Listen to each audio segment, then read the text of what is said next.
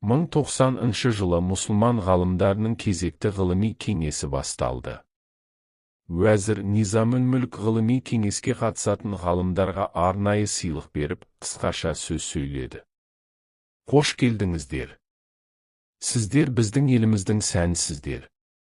Біздің асыл тәжімізсіздер. Сіздердің қызметтеріңіз біз үшін, қоғам үшін өте маңызды. Өйткені қоғамды дамытып, елді аяғына тұрғызатын, бұл сіздер ғалымдар деп тебіреніс білдірді. Көп ұзамай ғылыми пікірталастар басталды. Білімнің иісі айналаға тарап, қасиетті кітаптан дәлелдер келтіріліп ғылыми даулар басталды. Талқылау тақырыптарының бірі Алла тағаланың кәләмінің сипаты жайлы еді. Кәләмулла Алла тағаланың затымен бірге мәңгілік, қадим ба? Немесе кәләмулла кейін жаратылған ба, жалпы ол жаратылған нәрсе ме деген сұрақ талқыға түсті. Бұл мәселе кейбір философтар, мутазилиттер, әхіл сүннет ғалымдары арасындағы тартысты мәселелердің бірі еді. Дауысын кенеп мутазили ғалымы сөз алды. Біз бәріміз иләһи кәламның кейін жаратылғанын білеміз. Қолымыздағы әріптерден, сөздерден, дыбыстардан тұратын кәләмулла кейінірек жаратылған, ол мақұлық деді. Біраз уақыт көпшілік өзара сыбыр-сыбыр сөз болды. Сол кезде тағы бір ғалым сөз алып, Алла сөзін жаратылған, мақұлық деп сипаттау дінімізде жақсы нәрсе саналмайды. Бұл түсінікті ресми саяси идеологияға айналдырып, өзгелерді сенуге мәжбүрлеп, тіпті мешіттердің кіреберістеріне кәләмулла жаратылған деген белгілерді орнатып, мойындамағандарды түрмеге қамап, жазаларға ұшыратты. Діннің негізі зорлық емес еді. Дінде зорлық-зомбылық жоқ. Олар дінді күшпен басқаруға тырысты. Бірақ кәләмулла Алла тағаланың мәңгілік азали сөзі, ол кейін жаратылмаған деп сөзін аяқтады. Тағы бір ғалым сөз алып, біз Алла тағала сөзінің сипатына жүрегімізбен сенеміз, тілімізбен мойындаймыз. Алайда оның сөзі азали немесе кейін жаратылған деп айтудан Алладан пана тілейміз деді. Ғылыми майдан қыза түсті. Өзін таныстырып, сөз алған тағы бір ғалым пікірталасқа қосылып, егер хаят сипатымен сипатталатын Алла тағалаға кәләм сипатын бермесек, онда оның қарама-қарсы сипаты мылқаулық, үнсіздік саналады.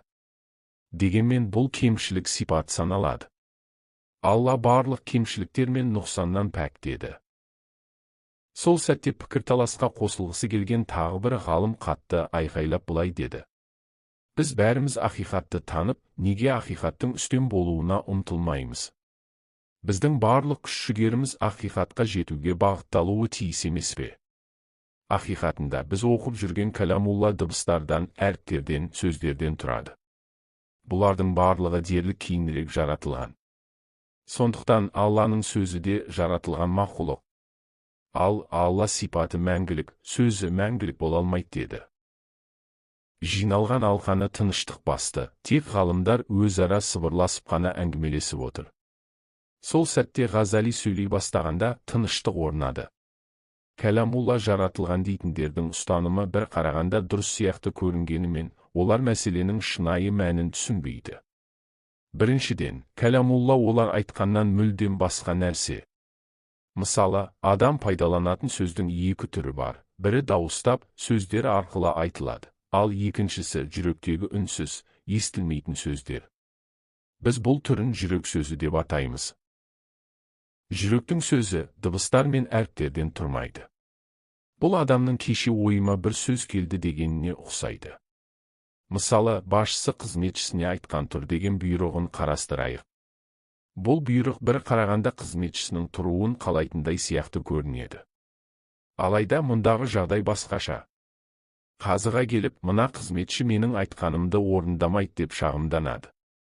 Ал қазы іспен танысып, бастығы керісінше қызметшіге әділетсіздік жасалғанын дәлелдейді. Мұнда бастықтың аузынан шыққан сөз оның ниет еткен әрекетінен өзгеше. Бұл сөз қызметшінің тұруын білдірсе де, сонымен қатар тұрмауын да білдіруі мүмкін екенін дәлелдейді. Жиынға қатысушы басқалар сияқты, Низамул мүлк уәзір де бұған таң қалып, бар назарын мәселенің қайда апаратынын түсінуге аударды. Ғазали былай деп жалғастырды.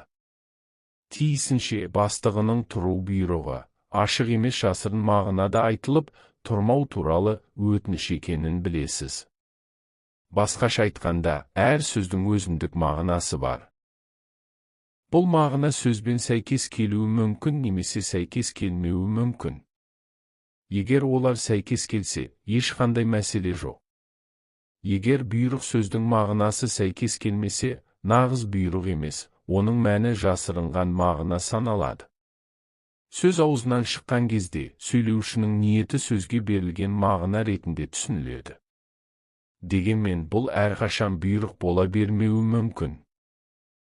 Демек, бастықтың айтқан сөзімен шарасы бұйрық болып қабылдану үшін әуелі өзі көрсететін шараның қандай мағына беретінін қызметшіге айқын түсіндіруі керек.